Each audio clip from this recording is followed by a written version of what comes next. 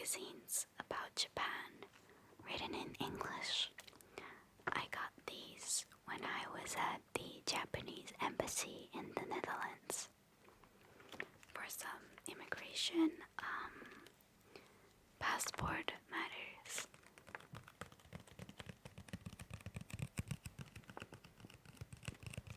I had to renew my Japanese passport. Hence, I got these. I saw them on a table, or at a counter, I would say, inside the building. And, I mean, look at this.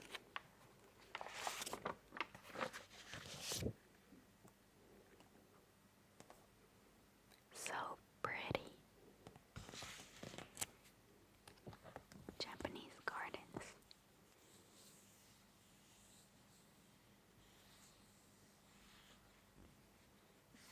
So, anyways, I thought, how fun would it be if I just grabbed a pencil and I sort of trace over the buildings or images and sort of read the stuff inside my stomach with. I hope you enjoy. And just so you know, I'm half Japanese, so don't comment things like, oh, she's catfishing about being Japanese, or she's faking being Japanese, or she doesn't look Japanese at all. Stuff like that, I get it all the time. People can be Japanese without completely looking East Asian. So, just a reminder for you all. Anyways, I hope you enjoy. Good night, sweet dreams. You're safe. You're loved, loved, loved, loved, loved, loved, loved. Good night. Welcome back.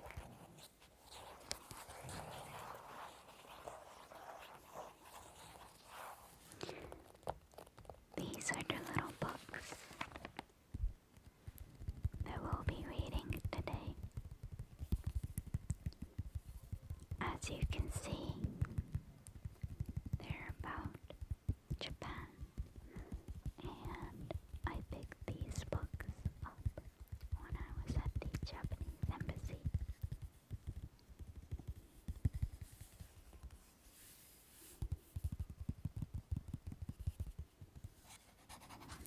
The name of the book is Ni Bo. Ni Ka. These three books, magazines, are written in English, and this one in Japanese. Now, since this video is supposed to be English spoken, I will not read this one. But if you do want me to, let me know in the comments.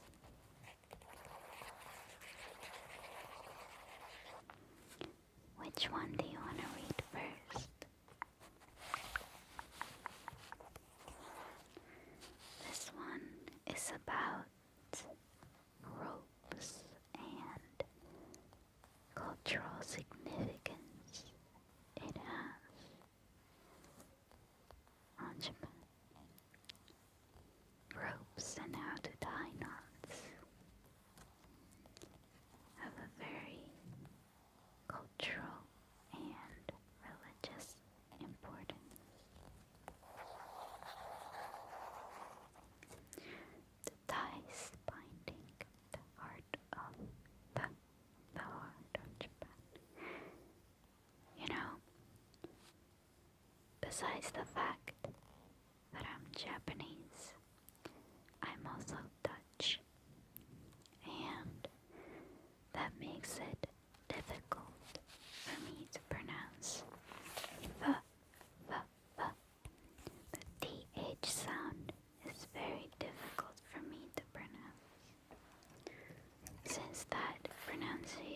doesn't exist in Dutch, nor in Japanese.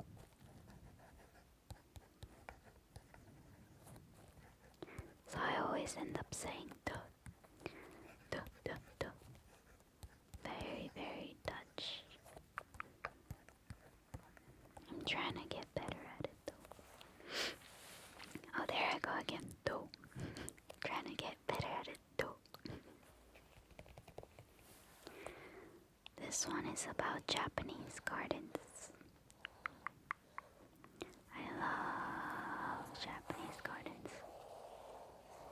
So relaxing, calming, peaceful, and elegant.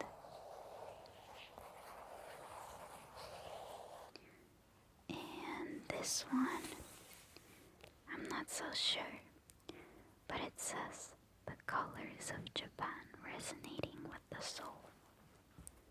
So I believe it's about seasons and colors, I think.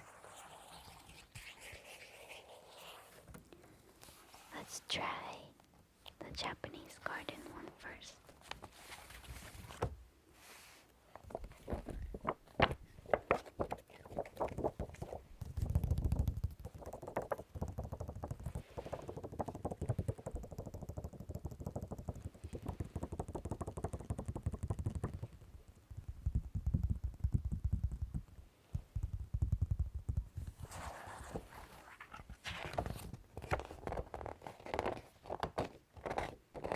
I love the sound of like gripping the paper.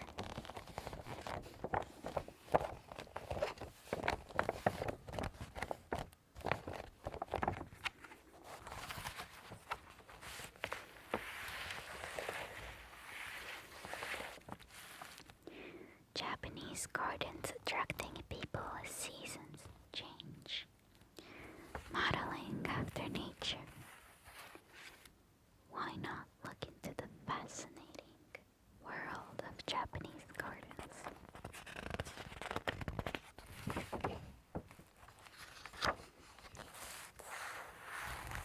As you can see here, where is this? This is in Katsura Imperial Villa, Kyoto Prefecture. That's where I'm going to live in for the next half a year. So exciting. I'll be going on an exchange for my university in Kyoto. So I'm very, very excited for that. I've never, ever, ever lived in Kyoto. I've only visited once, and I thought it was so beautiful. I love how they managed to preserve the culture there.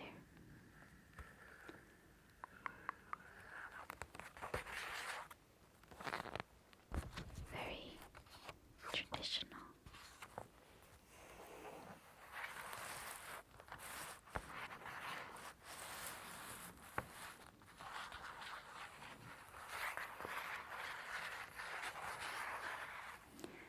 So this is spring in Kyoto. Heian Jingu. Jingu, jingu, jingu, jingu, jingu, jingu, Heian Jingu. Spring, spring, spring, spring, spring, spring. So this is like a shrine, a temple. I believe it's from the Heian Jidai. So very long time ago. Next we have summer. Summer, summer, summer. Kenroku-en, Ishikawa Prefecture. Also a beautiful garden. As you can see in the spring, we have the sakura trees, the cherry blossoms that bloom during spring. And during the summer, all the trees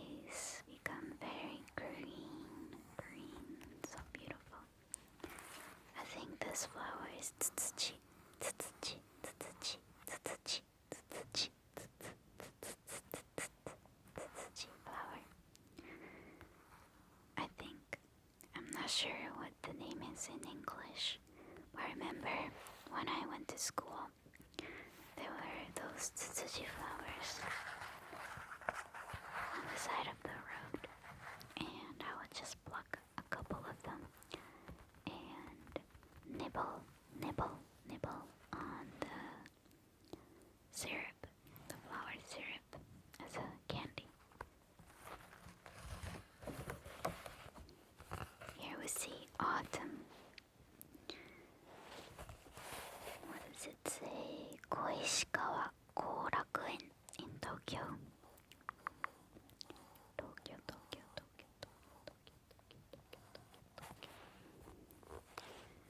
Very beautiful. You can see the tall buildings here, because Tokyo is a metropolis.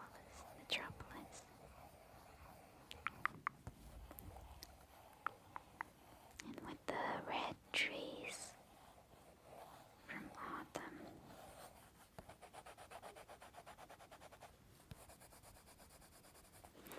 And here for winter we have Shinsennen from Kyoto again. Kyoto has beautiful places with the bright red bridge and snow.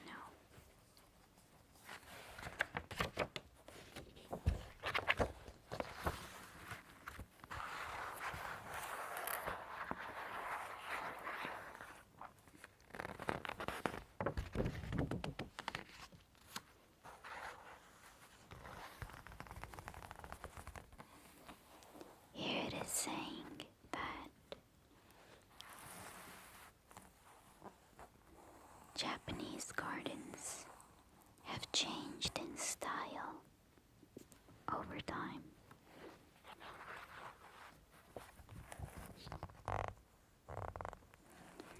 The Japanese gardens expresses artificial hills, ponds and streams through artistic use of trees, rocks, sand, etc.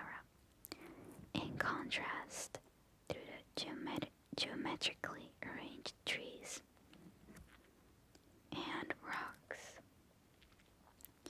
of a Western-style garden. Japanese gardens designed traditionally minimizes human involvement as far as possible to create a scenic composition that mimics nature.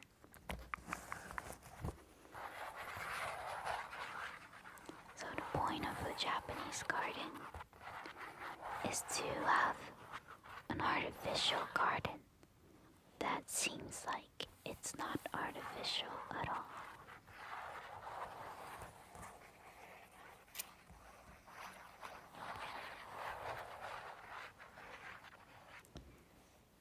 Let's see. Jodo Gardens. From the 18th through 11th centuries, Japan's aristocracy became increasingly devout in its practice of Buddhism.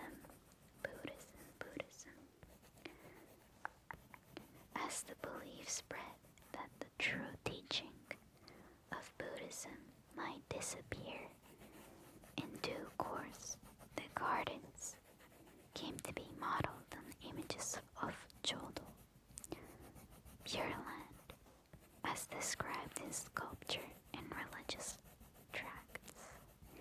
In this type of garden, the focal point is the pond, with an arched bridge reaching to a central island.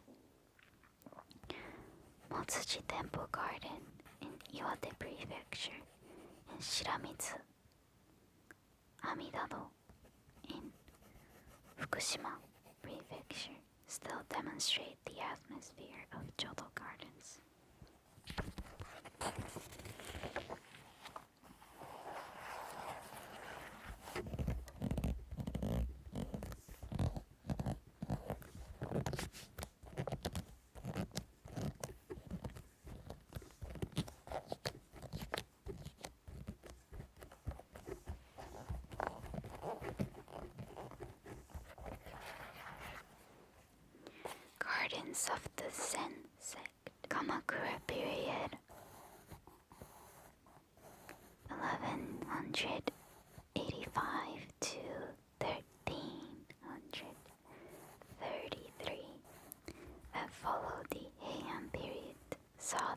of a warrior class and the influence of a Buddhist sect called Zen. I think you guys are familiar with what Zen means. It used to be, well, I guess still is, a Buddhist sect. Currently in the Western world, its connotations have changed into something more like being calm and peaceful. But Zen, bringing about changes in the styles of residential buildings and garden creation. Sorry about my stomach. I have not yet had my breakfast. It was not the custom of the warrior class. Not even the military elite to hold splendid ceremonies in their gardens.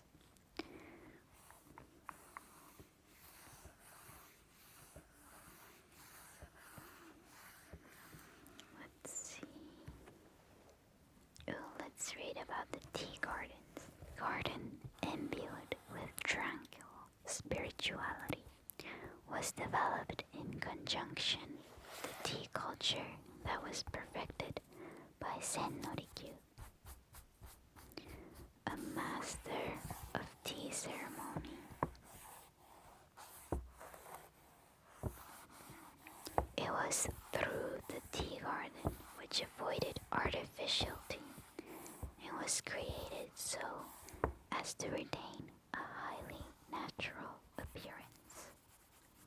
That one approached the tea ceremonial appearance. Wait, no. That one approached the tea ceremony house. So the stepping stones, stone lanterns, clusters of trees, etc. were inherited from the tea gardens.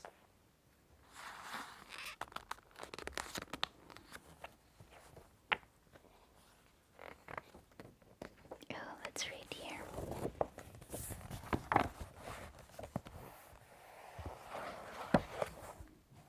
So, I already recorded me reading this part, but my camera ran out, so I'll repeat it again. Anyways, Japanese gardens. The Japanese government is trying to restore all the Japanese gardens overseas. Apparently, it is believed that more than 500 Japanese gardens are outside Japan. Have you ever been to one? It's really, really beautiful. And I recommend it. Let me put on a chapstick.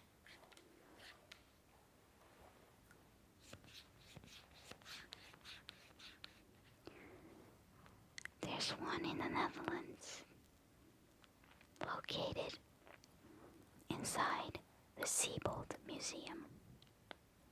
Now, Siebold was a German researcher who went to Japan to collect and document new species that they never have seen before in Europe.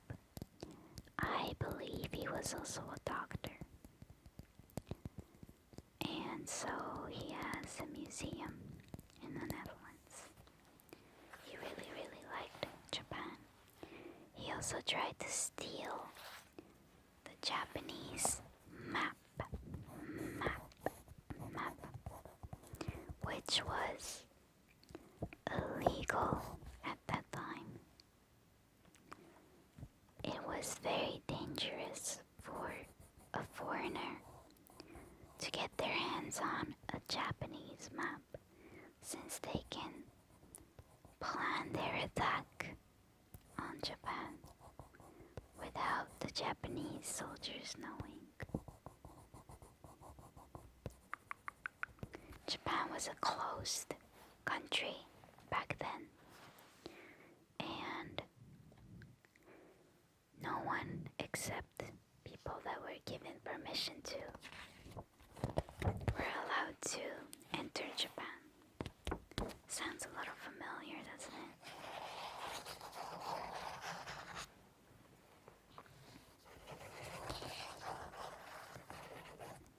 I see, so these are the big gardens. Korakuen is one famous Japanese garden, which is in Okayama-ken. Suizenji Chōen Garden, Kumamoto-ken. Koishikawa Korakuen, Tokyo. Kairakuen Garden in Ibaraki-ken. I grew up here. I lived in Ibaraki until I was 9 years old. It's a very rural place.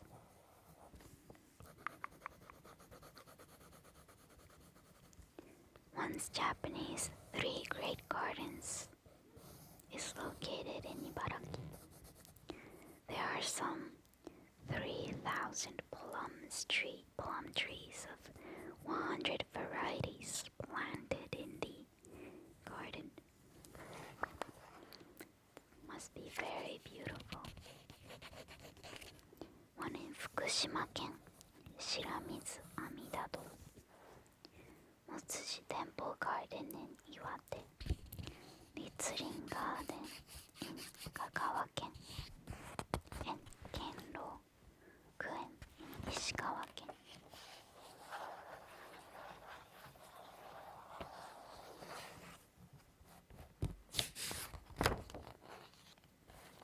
Ooh, food. Oh yeah, let's do this. Yudofu kaiseki. I love Yudofu.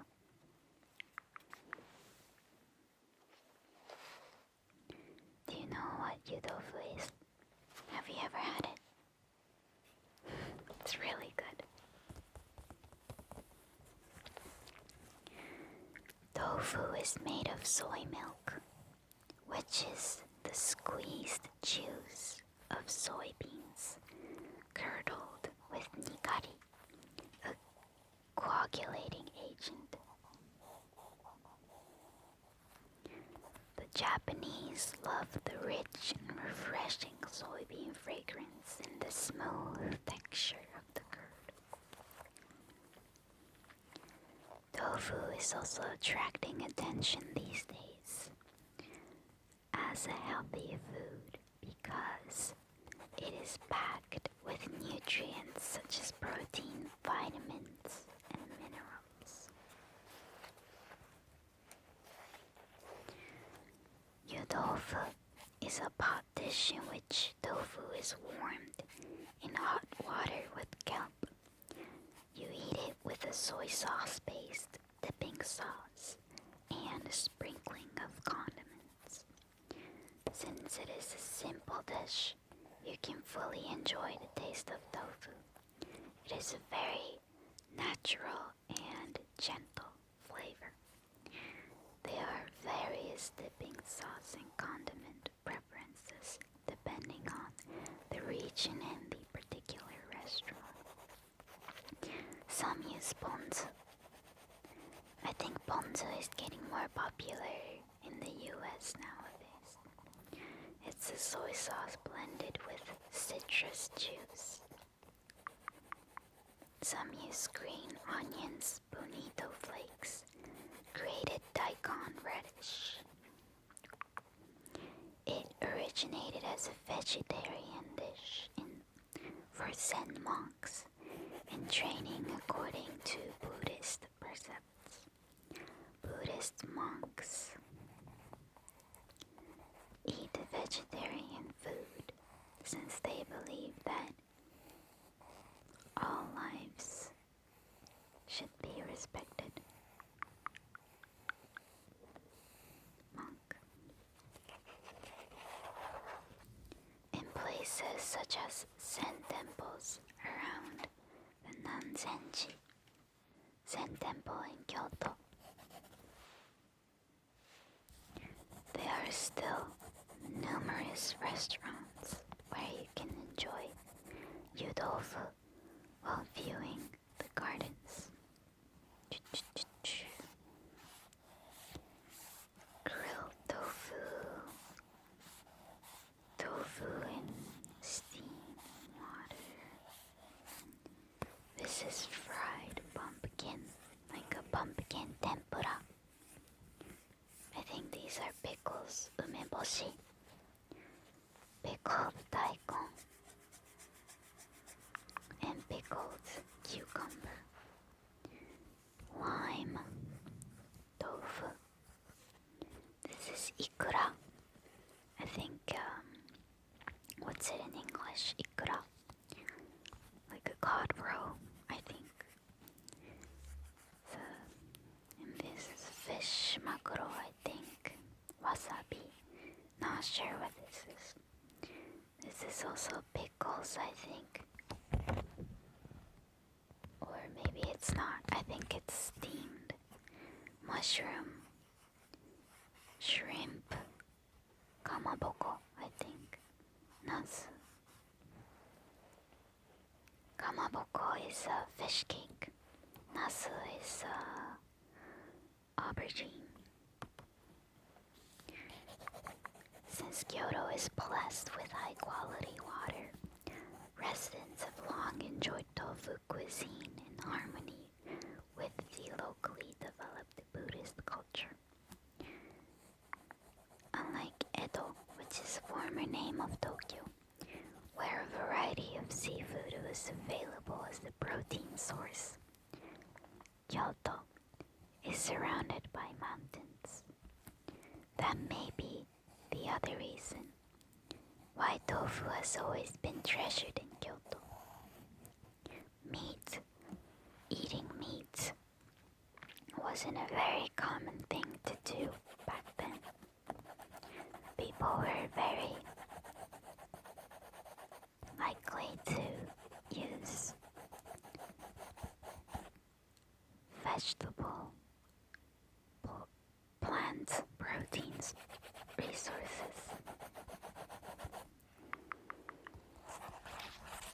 Kaiseki is a Japanese course meal for entertaining guests and enjoying tea.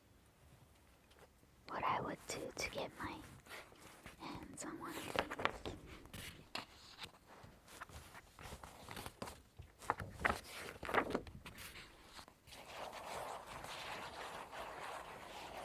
Oh, look. Lady with a cat. So cute.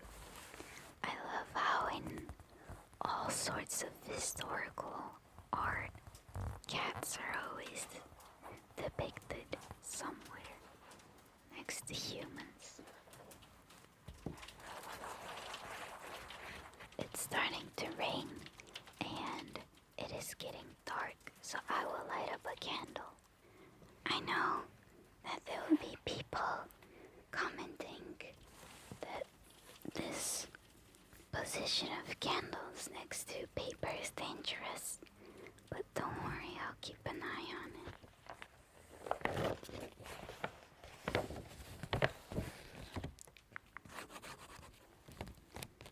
Okayama-ken is famous for birthplace of Japan's first jeans. That's funny. Okayama denim is apparently popular worldwide for its delicate craftsmanship.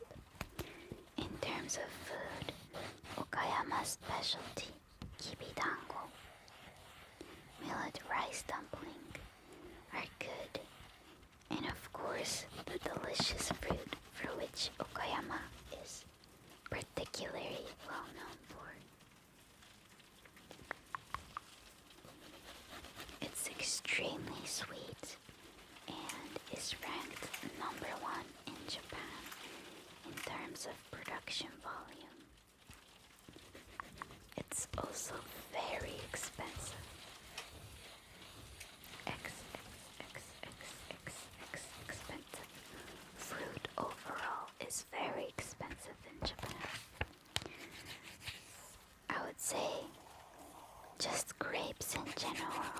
should cost at least 1,000 yen, which is about 10 bucks. Kare-sansui kit. This is a nice gift, nice souvenir. It's like your own tiny little Japanese garden.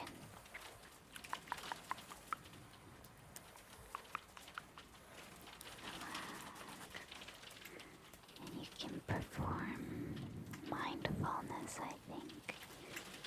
It's very satisfying to do this.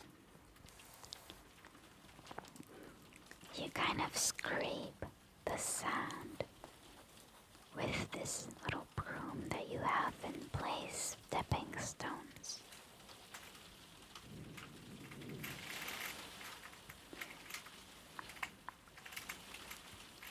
Placement of rocks in your composition can bring to mind islands in the sea or mountains, allowing you the freedom to give shape to what you are feeling.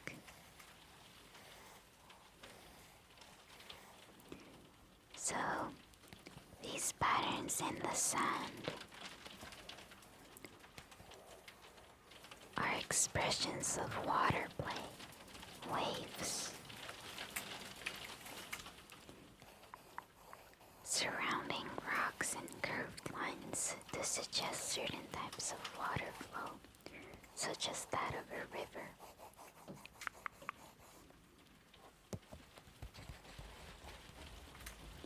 I hope you enjoyed this little magazine flip through video. I hope I did a good job. I hope you are relaxed as well as entertained. Perhaps maybe learned a little about Japan. I know currently Japan is closed for tourists, but when it's open again, I hope you have the chance to visit the very beautiful country. Very rich in culture.